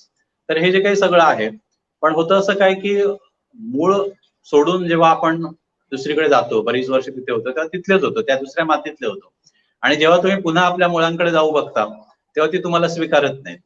म्हणजे मला हे कधी जाणवलं तर सावंतवाडीमध्ये आपल्याला माहिती आहे की सावंतवाडीची लाकडी खेळणी प्रसिद्ध आहे आणि ही लाकडी खेळणी बनवणारे जे चितारी आहेत चिताराळी मधले, हे चितारी काही मूळच्या सावंतवाडीतले नाहीयेत किंवा ते कोकणातले नाहीयेत, तर ते दुसरीकडून कुठेतरी राजस्थान किंवा मेवाड किंवा कुठेतरी तिकडून आलेले होते आणि कधी एक 300-400 वर्षापूर्वी इथे आले. सावंतवाडीतल्या संस्थानिकांनी त्यांना आश्रय दिला. त्यांना ज्या प्रकारचं लाकूड आवश्यक असायचं की ज्या लाकडावर ते सहजपणे कोरीव काम करू शकतील अशा प्रकारचं ते पांगारा वगैरे जातीच्या झाडाची लाकडं इथे विपुल प्रमाणामध्ये होती आणि त्याच्यामुळे ते इथे राहिल्या. राजाश्रय पण त्यांना मिळालेला होता, त्यामुळे साहजिकच त्यांच्या कलेला पण आश्रय मिळाला आणि त्याच्यामुळे ते इथे राहिले. पण आता इतक्या वर्षानंतर जेव्हा ते मूळ आपल्या गावाकडे कधी जातात तेव्हा ते गावातले लोक किंवा त्यांचे जे कोणी मूळचे त्यांचे वारसदार असतील तर ते आपले मानत नाहीत. ते म्हणतात तुमची भाषा बदलली, तुमचं सगळी संस्कृती बदलली, तुम्ही आता आमचे उरला नाहीत. म्हणजे अशा प्रकारे आता त्यांच्यामध्ये रोटी बिटी व्यवहार वगैरे सुद्धा होत नाहीयेत. आणि मला असं वाटतं की हे म्हणजे आता इव्हन ते असं म्हणतात की तुम्ही आमच्या जातीचे पण उरला नाहीयेत. म्हणजे तुम्ही ते आता धड सावंतवाडीत म्हणजे ते आता धड या कोकणी मातीतले पण नाहीयेत आणि धड तिकडचे पण नाहीयेत, अशी एक जी मधली अवस्था होते. हे जे काही आहे ना आपलं मुळांपासून उखडलं जाणं, तर ते कुठेतरी वेगळ्या पद्धतीने आपल्याला काही सांगता येईल का?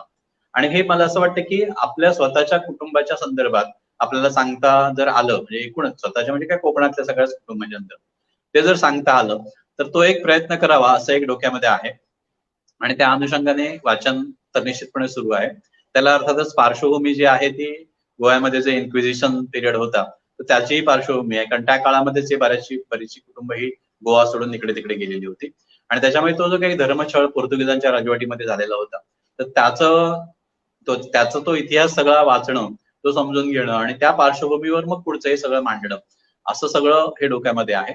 मला माहिती नाही ते कधी पूर्ण होईल ते, पण त्यातलं थोडे भाग थोडे टप्पे मी थोडे लिहित आहे. एक सूत्र एक आराखडा वगैरे तयार केलेला आहे, तो होईल कधीतरी आज उद्या पूर्ण असं मला वाटतंय. सर, शिवराज सावंत यांनी प्रश्न विचारलाय. हा, लास्को नावाची ही कादंबरी तुम्ही लिहिलेली आहे पण प्रसिद्ध झालेली नाही, ती कधी प्रसिद्ध होणार आहे? नाही, ती प्रसिद्ध वगैरे नाही होणार, कारण मी मगाशी म्हटलं तसं आपण आधी काही लेखन केलेलं असतं ना, एक रियाज म्हणून आपण केलेला असतो लेखनाचा, तर तशा प्रकारे दीर्घ लेखनाचा एक रियाज होता असेल. गोव्यामध्ये असताना नेमाडे सर तर मला शिक्षकच होते आणि कोसलाचा प्रचंड प्रभाव महाराष्ट्रातल्या अनेक लेखकांवर आहे, तसा तो माझ्यावर सुद्धा होता आणि त्याच्यामुळे मग मी तशा पद्धतीने कोसलाच्या प्रभावामधून ती एक कादंबरी लिहिली होती. आणि बरोबर ते कोसला या शब्दाचं उलट केलेलं रूप म्हणजे लासको, म्हणून त्याला ते शीर्षक मी लासको दिलं होतं.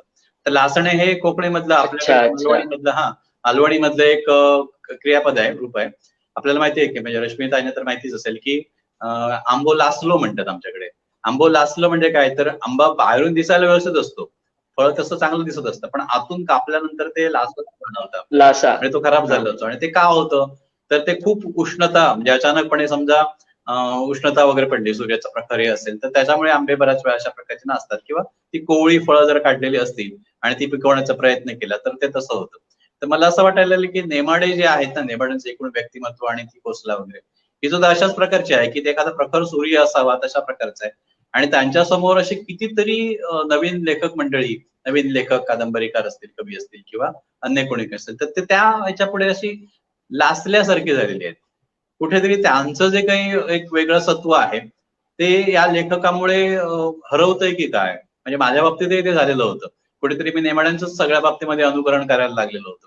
तर तसं जे काही आहे तर ती थीम घेऊन ती कादंबरी लिहिली होती. ती थीम जी होती ती अशाच पद्धतीची होती की एखाद्या मोठ्या व्यक्तीच्या प्रभावामुळे त्याच्या संपर्कात येणारे किंवा त्याच्या सहवासात येणारी जी बाकीची झाडं किंवा बाकीची कुरटतात, जसं एखाद्या मोठ्या वडाच्या झाडाखाली दुसरी झाडं वाढू नाही शकत, तर तशा पद्धतीने हे छोटे छोटे लेखक जे कुरटले गेलेले आहेत तर त्यांच्या संदर्भामधली ही कादंबरी होती. त्या नात्याचा शोध घेणारी अशा प्रकारची ती कादंबरी होती. म्हणजे दोन्ही त्याच्या शीर्षकामध्ये साधलं गेलं होतं.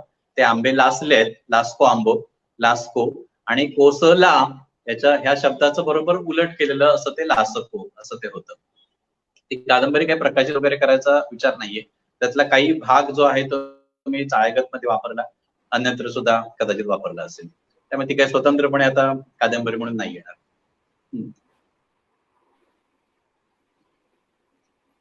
प्रवीण दशरथ बांदेकरांशी आता खूप छान गप्पा झाल्या, मनमोकळ्या गप्पा झाल्या, आणि आम्हाला तुमची कादंबरी लवकर वाचायला मिळो, पुढची कादंबरी लवकर वाचायला मिळो, त्याआधी येणारा कविता संग्रह लवकर मिळो. मला वाटतं आता प्रिंटिंग सुरू झालं असेल आणि तो संग्रह आपल्याला लवकर वाचायला मिळेल. आणि मी आपले आभार मानते आर्ट सर्कल तर्फे, आणि तुम्ही छान गप्पांना रंग आणलात आणि खूप छान बोललात, मनमोकळे बोललात. धन्यवाद.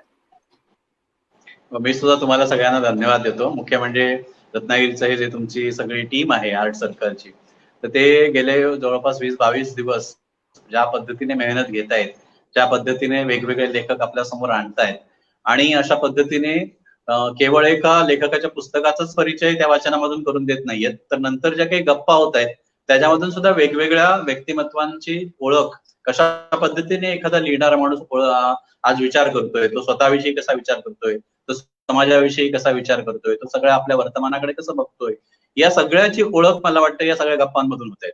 म्हणजे मी तुमच्या आधीच्या काही भागांमध्ये मी सहभागी झालो होतो किंवा ते ऐकले होते, विशेषतः प्रणव सखदेवचं असेल किंवा नितीन इंडियाचं असेल किंवा आणखी सुद्धा काही गुप्तेचं वगैरे ऐकलं होतं. तर हे सगळे ऐकत असताना मला वाटलं की हे सगळे आम्ही वेगवेगळ्या प्रवृत्तींचे लेखक आहोत आणि प्रत्येकाची विचार करण्याची पद्धत वेगळी असते, पण ह्या सगळ्यांनी मिळून कुठेतरी मराठी साहित्य समृद्ध करायला हातभार लावलेला असतो.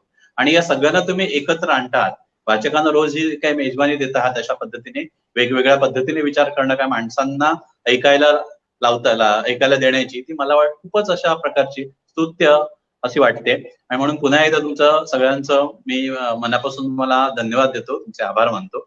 आणि मला आज इथे बोलवलात, माझ्यासारखा एक थोडासा गंभीर प्रवृत्तीचा म्हणूया ते लेखक सुद्धा कोकणातल्या आणि महाराष्ट्रातल्या लोकांच्या समोर या निमित्ताने तुम्ही आणलात, तर त्याच्याकरता पुन्हा एकदा तुमचे आभार मानतो आणि थांबतो. धन्यवाद. धन्यवाद. Thank you so much sir.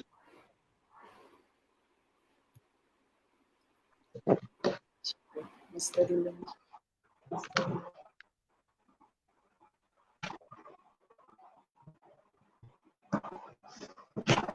रसिक प्रेक्षकांचे सुद्धा मनापासून आभार मानते. आणि आज सहभागी झालेल्या दोन लेखक आणि आपलाचा अभिवाचक यांचेही आभार मानते. आज 2 लेखकांमुळे आम्हाला समृद्ध गप्पा येता आल्या. खूप खूप आभार मानते त्यांचे. आणि रसिक प्रेक्षकांना उद्याची आठवण करून देते, उद्या पुन्हा भेट आहेच नवीन पुस्तकासह, नवीन लेखकासह, संध्याकाळी 7 वाजता. धन्यवाद.